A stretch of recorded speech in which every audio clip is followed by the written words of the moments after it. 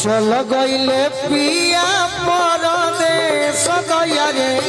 चल गईले पिया परदेश दया रे चल गईले पिया परदेश। और का रहे दीपक बाबू केकरा खातिर साजी केकरा खातिर साजी धजी सिंगारा सपना कइले केकरा खातिर साजी धजी सिंगारा सपना कइले लागल करे जावे में ठेस दया रे लागल करे जावे में ठेस दया रे चल गईले पिया परदेश। क्या बात है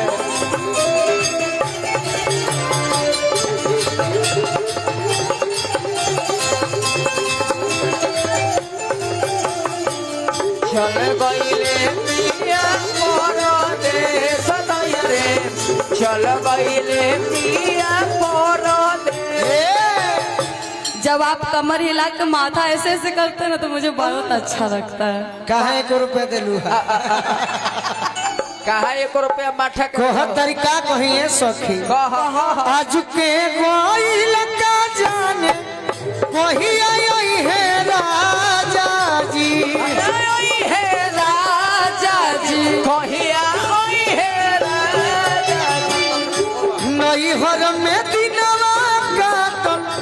बन जाई साजा बोल जाई साजा जी बोल जाई का कहिए अदिति सखी कहा ए गोलू सखी अरे दिल में दर्द देख के चल गईले अखिया के सोझाऊ निकल गईले दिल में दर्द देख चल गईले अखिया के सोझाऊ निकल गईले दिल में दर्द देख के चल गईले अखिया के सोझाऊ निकल गईले दिल में दर्द देख चल गईले अखिया के सोझाऊ निकल गईले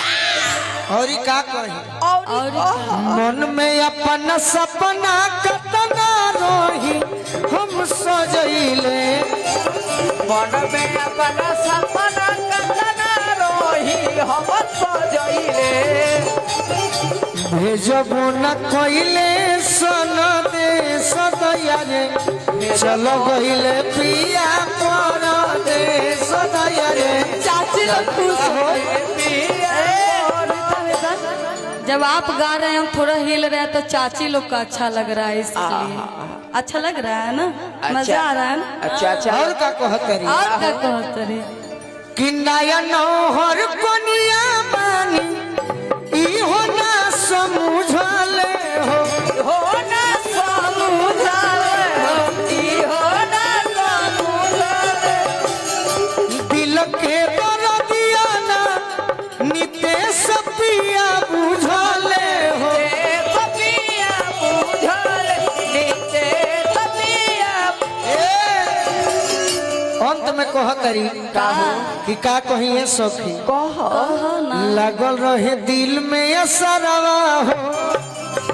पूछब गोलू राजा से खबरवा हो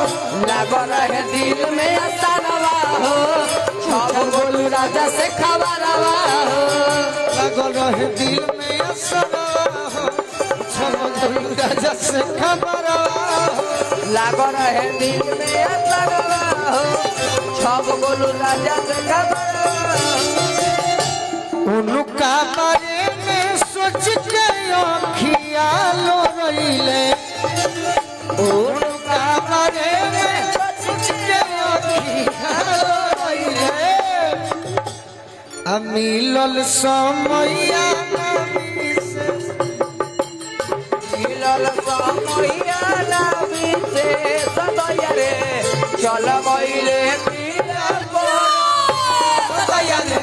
चल गईले पिया पारा दे सदैया रे चल गईले पिया पारा दे सदैया रे चल गईले